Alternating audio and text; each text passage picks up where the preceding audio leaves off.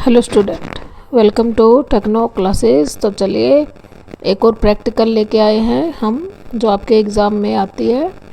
तो चलिए बिना देरी करते हुए करते हैं स्टार्ट। यहाँ पर कुछ साल लिखे हैं 2012 से 15 तक, जिसमें शुगर है, राइस है, ग्रेन है और बटर है। यहाँ पर उसके सेल्स डाली गई है। नीचे एक कॉलम खाली है जिसमें टोटल है। हम सभी का क्या कर लेंगे, टोटल निकालेंगे। एक एक कर का शुगर का अलग निकालेंगे, राइस का अलग निकालेंगे और ऐसे ही ग्रेन का कर देंगे इक्वल सम करके D2 से D5 तक। सेम ऐसे ही बटर का निकाल लेंगे हम यहाँ से। ये तो हमने टेबल ऊपर से सॉल्व कर दी, लेकिन जो हमारे क्वेश्चन आए हैं उसको हम यहाँ पर नीचे सॉल्व करेंगे।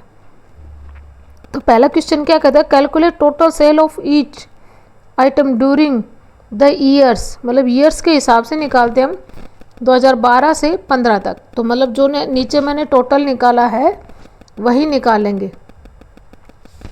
तो यहाँ से हम अलग अलग कर देंगे, शुगर का, राइस का, ग्रेन का और ऐसे ही बटर का हम अलग अलग निकालेंगे।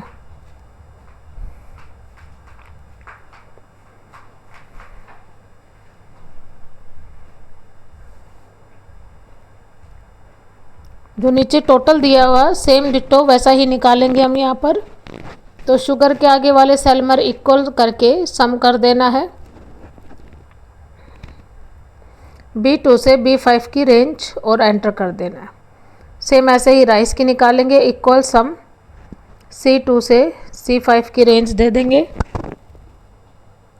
ऐसे ही ग्रेन की निकालेंगे, इक्वल सम D2 से D5 और ऐसे ही हम यहाँ पर बटर की निकाल देंगे। तो इक्वल सम करके E2 से E5 की रेफरेंस दे देंगे। Same calculate average sale of butter and rice. मतलब दो चीज़ों की हमने एवरेज निकालनी, तो इक्वल करके एवरेज की रेफरेंस दे देंगे।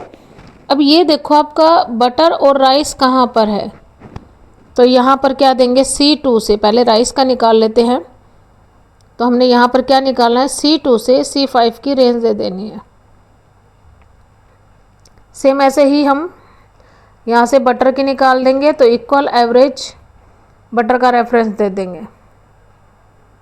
ठीक है, तो यहाँ से हमारी क्या होगी, दोनों की निकल कर आ गई है। फिर थर्ड क्वेश्चन क्या कहता है, calculate count number of the sale of sugar having more than 500 kg। तो इक्वल काउंटिव। अब इसने शुगर की रेफरेंस पूछा है, तो शुगर का है हमारा B2 से B5 coma inverted coma greater than 500 inverted 1 bracket and enter. मतलब कितना है भाई, एक है जो 500 से क्या जा रहा है, ज़्यादा जा रहा है। यहाँ से हम इक्वल हटा रहे हैं ताकि आप लॉजिक देख सके। जो हम ये लॉजिक लगा रहे हैं आपने पेपर में सिंपली यही लॉजिक अप्लाई करना है हर एक टेबल में, बिल्कुल आसान तरीके से। एक एक को इक्वल रिमूव कर देते हैं हम यहाँ से ताकि आप लॉजिक देख सको।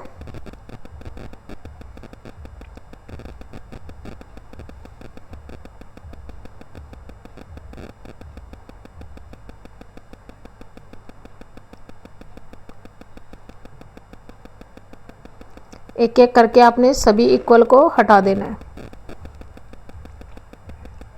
यहाँ से आप लॉजिक की स्क्रीनशॉट भी ले सकते हो ताकि आप यहाँ से अपने प्रैक्टिकल को आसानी से कर सको, समझ सको। सिंपली हमने यहाँ पर इक्वल हटा दिया है, आपने इक्वल लगाना है, क्योंकि अगर मैं यहाँ पर इक्वल लगा देते तो ये रन करेगा। Thanks for watching this video.